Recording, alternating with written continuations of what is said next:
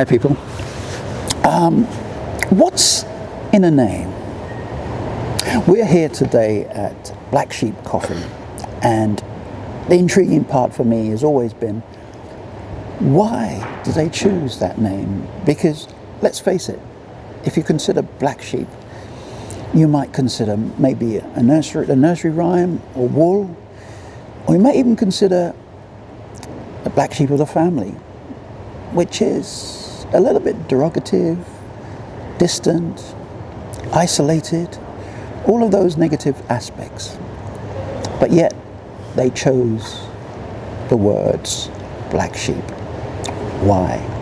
Before I tell you why and how, we're going to be finding out from some of their customers as to whether they do know a little bit about the backdrop and what they think about the name.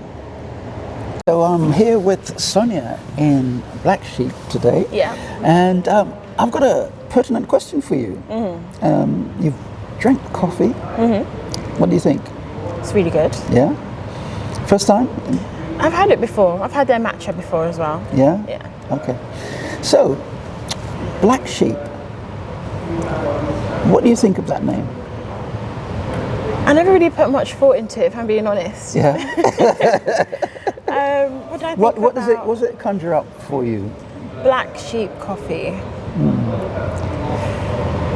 A black sheep? A black sheep, okay. And maybe wool even. You know? Maybe. Or maybe the nursery rhyme. True. Yeah. But I've never really put much thought into it. I'm just trying to think how they maybe could have used that name to differentiate themselves from others. Yeah. I'm not too sure. Okay. Do you think it's an attractive? It definitely is different. It stands out. Right, because, you know, like usually like Costa, or was it Cafe Nero? Yeah. It's got one word and it's quite simple, you know. Yeah. But when you hear about Black Sheep Coffee, it's like, oh, that's different. Okay. So are they into the secret? Mm-hmm. Okay, well, it's on the back. Leaving the herd. So the whole idea, and you're all very close actually, the whole idea is they wanted to differentiate themselves from the rest of coffee makers. And they use a different bean. Unlike the Arabic bean, they use the Robusto bean. And so I don't know if you taste the difference? No. I'm not a big coffee fan. You know, all right, okay, yeah. Well, that's the reality, that's their marketing ploy, is to be above the noise, really. And so, yeah. Okay. You were close. Thank you. Thanks a lot. Thank you. Great, so we have Alberto with us at Black Sheep Coffee today, and we're going to ask him the key question. First and foremost, when you heard the name Black Sheep, what was the first thing that sprung to mind? I think it is kind of a negative position in that sense, because of course it's something unique itself about the being in a herd itself, but I feel like it's been associated to the fact that you want to leave like the common way of thinking or the common way of doing coffee. So I think they really want to insist on their fact of being unique and different from the others. Right, okay. Yeah. Sounds like you've listened to the research. Because that's exactly the sort of answer we're looking for. I think it's in the slogan itself, not leave the herd, so there you go. It's all about like just being different, I think. Absolutely, yeah. Now, he's answered the question perfectly well. Thanks very much for your time. No problem, thank you. As you can see, they have successfully spun a negative into a positive.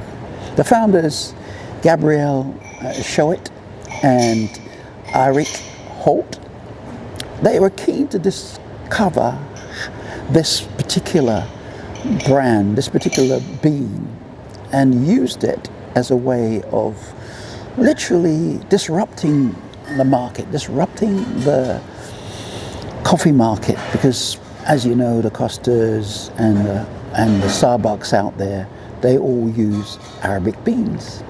And they have decided to go with Robusta, which is a totally different brand. And to a certain extent, the idea behind the Black Sheep is, for them, is that it's disruptive. it's separate. If you consider a black sheep within a whole flock of white sheep, it actually stands out. And that's what they were desperately trying to achieve. And they were successful in doing it. Hence the reason why they've come up with the slogan, leaving the herd behind. That's the key. In 2013, the founders were able to quit their jobs and use a crowdfunding to actually raise somewhere in the region of £22,000. That kind of gave them the inspiration that they knew that the market was ready. By 2019, they were able to raise close to 19 million purely in private investors. With a brand positioning of rebel specialists, they were able to basically recently get up to nearly 70 outlets in the UK and a foothold in France, a foothold in the US, as well as a foothold in the Philippines. So what we've seen them use is their differentiation by having a product that's so different from the Arabic beans that the others use. And the Robusta is higher in caffeine, higher in protein, and lower in acidity. And that in itself, for most parts, people have been drawn to. Environmentally, they've been friendly. They don't use any non-single-use plastics. Socially, they provide coffee free of charge for any homeless that comes into their cafe. And so, let's look at a blueprint for success that they've painted. First and foremost, it's time to think radically and disruptive and get above the noise and use a brand story that really rings and attracts and is also engaging. Secondly, research your target market to find a viable gap, a niche that you can exploit to the fullest. Thirdly, understand your customers' tastes and lifestyle. Create a focus group, reach out to potential customers, clients, get their views and get their understanding. And of course, make sure that you've put your product in front of them to make sure they actually have an idea of what that's like. And finally, crowdfunding is an immaculate way of judging the appetite of the marketplace for your product, your service, and to a certain extent give you an indication as to how successful it's likely to be once it's actually launched. Hope that's useful to you. Stay tuned for our next episode.